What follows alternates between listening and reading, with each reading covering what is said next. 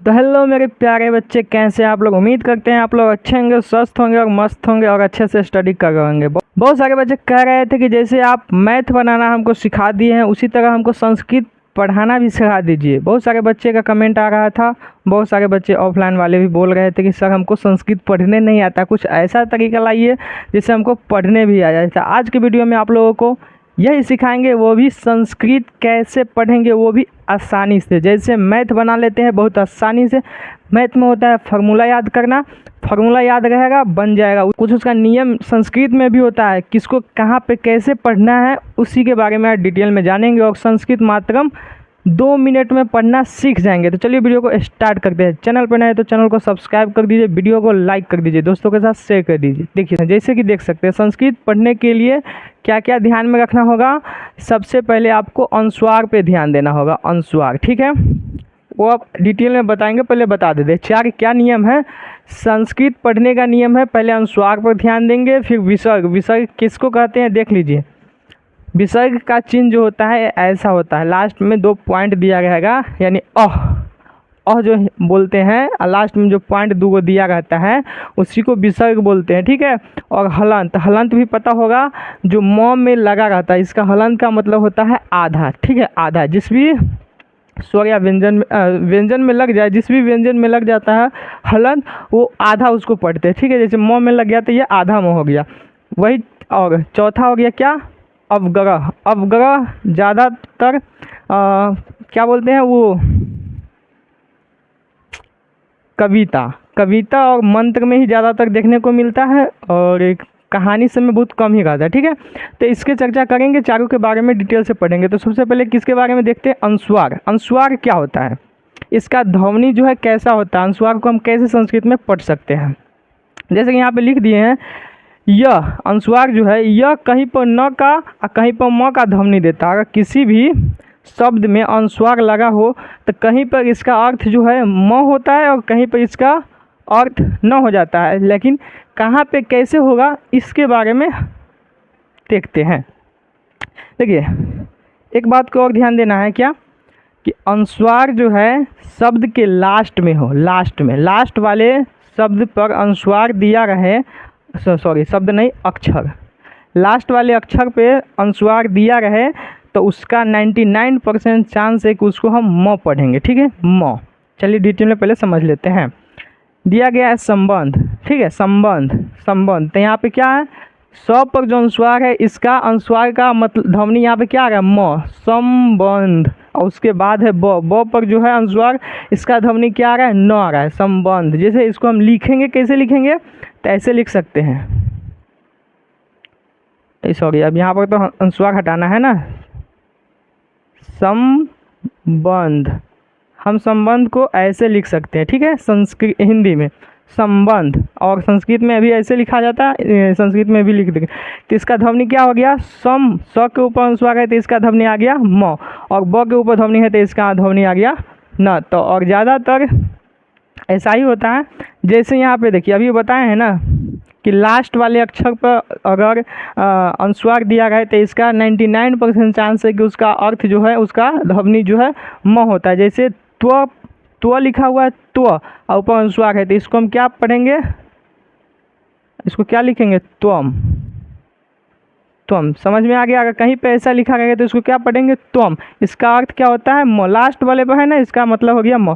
जैसे यहाँ पर लिखा हुआ है संस्कृतम, लेकिन ये अनुस्वार है ना, संस्कृत लिखा हुआ है और त के ऊपर अनुस्वार दे दिया हुआ है, तो इसको हम क्या कैसे लिख सकते हैं, इसको हम लिखेंगे संस्कृतम। इसको हम इस तरह से लिख सकते हैं और पढ़ सकते हैं। कहीं पे ऐसा लिखा गया है तो इसको हम क्या पढ़ेंगे, संस्कृतम, क्योंकि ये म छुपा होता है, इसका मतलब होता है म।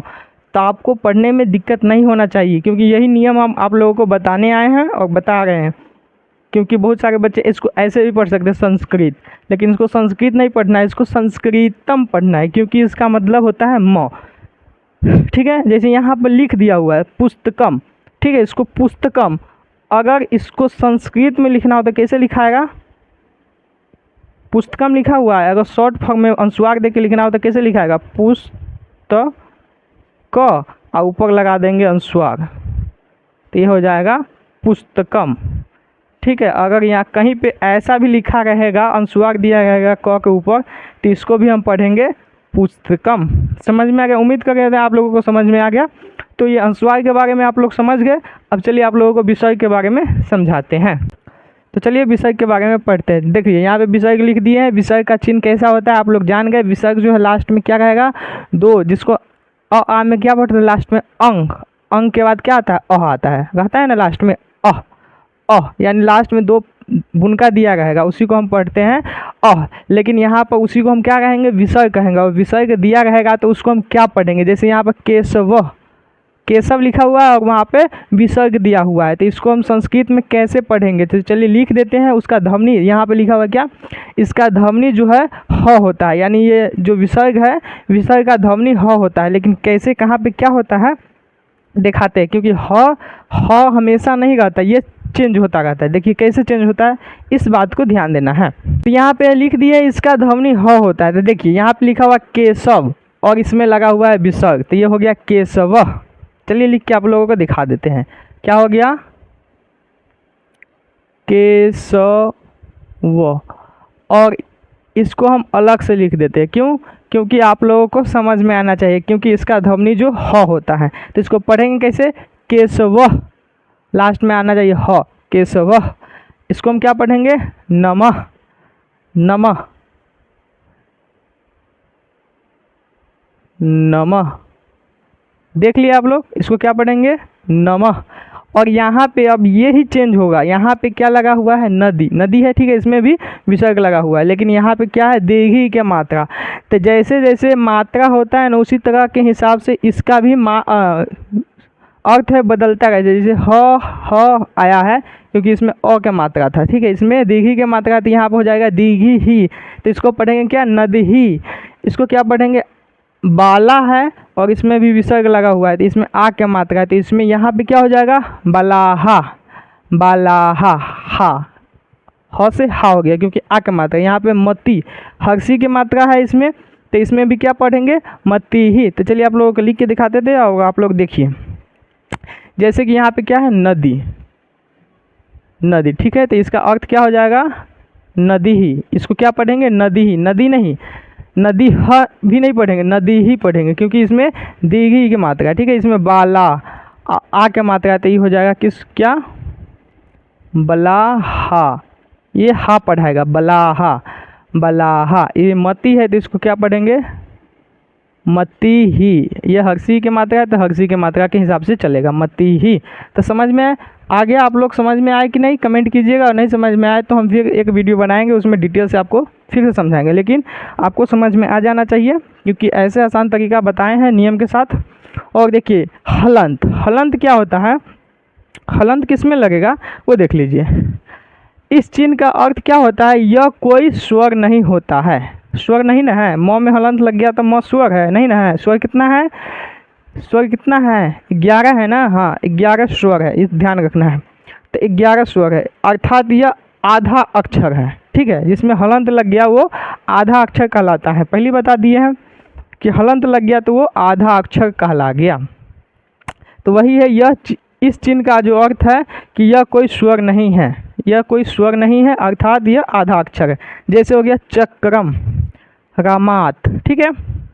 चलिए अब क्या बच गया आप लोगों के लिए, एक लास्ट बच गया अवग्रह। ये ज़्यादातर आप लोगों को मंत्र में देखने को मिलेगा, और मंत्र में देखने को मिलेगा, और इसको कैसे पढ़ना है वो भी आप लोगों को सिखा देंगे। यहाँ तक आप लोग वीडियो देख लिए हैं तो लाइक कर दीजिए, चैनल पर नए हैं तो सब्सक्राइब कर दीजिए, और दोस्तों के साथ शेयर कर दीजिए। चलिए इसको अब बताते हैं। अवग्रह, अवग्रह का चिन्ह ऐसा होता है, आधा ड, ठीक है, आधा ड। जैसे आप लोगों को मंत्र में या कहीं कहीं पे लिखा रहा होगा ऐसे, ठीक है, आधा ड या 5 के समझ लीजिए, या एस के तरह समझ लीजिए, जैसे आप लोगों को समझना है समझ सकते हैं, लेकिन ऐसा ही चिन्ह लगभग रहता है, ठीक है। ये देख लीजिए, इसके बारे में क्या है, यह चिन्ह अ का सबसे छोटा रूप है, इसकी ध्वनि अ की तरह आती है लेकिन न के बराबर। समझ में आया कि नहीं समझ में आया। इस चिन्ह जो है, यह चिन्ह, ये अ का सबसे छोटा रूप है, ये चिन्ह जो है अ का सबसे छोटा रूप है। इसका ध्वनि जो है ना वो अ के तरह आता है। जैसे कुछ पढ़ेंगे ना तो अ की तरह उसका ध्वनि आएगा, लेकिन न के बराबर। न के बराबर का मतलब क्या, हल्का हल्का हल्का हल्का उसका ध्वनि आएगा, ठीक है। ओ, हल्का हल्का ओ उसका ध्वनि में आएगा, ठीक है। जैसे इसको पढ़ेंगे क्या, तो ओम, ओम ऐसे पढ़ेंगे तो ये नॉर्मली हो गया, लेकिन इसको ओम नहीं पढ़ना है, पढ़ेंगे ओम ही, लेकिन कैसे पढ़ेंगे, क्योंकि इसमें क्या लगा हुआ है, इसमें अवग्रह लगा हुआ है। तो अवग्रह का मतलब होता है तनका स्लो में और तनका देर तक उच्चारण करना, ठीक है। जैसे ओम, ऐसे अवग्रह का मतलब यही होता है कि थोड़ा देर तक, मतलब थोड़ा कस के थोड़ा देर तक उसका उच्चारण करना, इसका ही मतलब यही है। अवग्रह का मतलब वही है। उसमें क्या है, अ के मात्रा आता है, सॉरी अ का ध्वनि आता है, लेकिन हल्का हल्का। ओम, इसको क्या पढ़ेंगे, मनोभिरामम, ओम मनोभिरामम। तो उम्मीद करके आप लोगों को समझ में आ गया। तो समझ में आ गया कैसे किसको पढ़ेंगे। तो ये वाला मंत्र लिख दिए हुए हैं, श्लोक समझिए, मंत्र समझिए।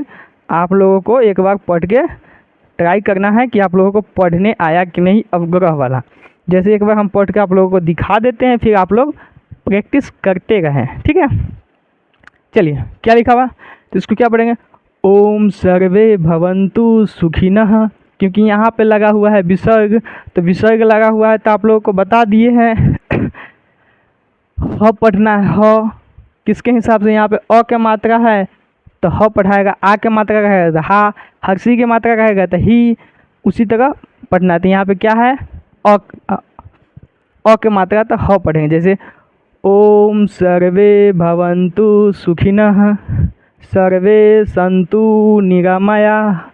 हा, यहाँ पे आ है तो यहाँ पे पढ़ेंगे हा, निरामयाः, ठीक है, निरामयाः, ठीक है। सर्वे भद्राणि पश्यन्तु, सर्वे भद्राणि पश्यन्तु। एक बार हम प्रैक्टिस कर दिए, आप स्पीड में पढ़ते हैं। ओम सर्वे भवन्तु सुखिनः, सर्वे सन्तु निरामयाः, सर्वे भद्राणि पश्यन्तु। तो आप लोगों को ऐसे ही प्रैक्टिस करना है कि अवग्रह वाला कैसे पढ़ेंगे। बाकी ये नियम तो बता ही दिए कि जहाँ पे क्या लगा रहा है, विसर्ग लगा रहा है, उसके हिसाब से कैसे पढ़ेंगे देख लीजिए। अगर आप लोग उतारना चाहते हैं तो उतार सकते हैं। ये क्लास जो है सभी बच्चों के लिए है और इसलिए सभी बच्चे पढ़ सकते हैं, क्योंकि संस्कृत सभी क्लास में है ना, इसलिए पढ़ना ज़रूरी है। तो ये सभी बच्चे के लिए है। चलिए वीडियो को लाइक कीजिए, चैनल को सब्सक्राइब कीजिए। फिर मिलेंगे अगले वीडियो में, तब तक के लिए जय हिंद, जय भारत।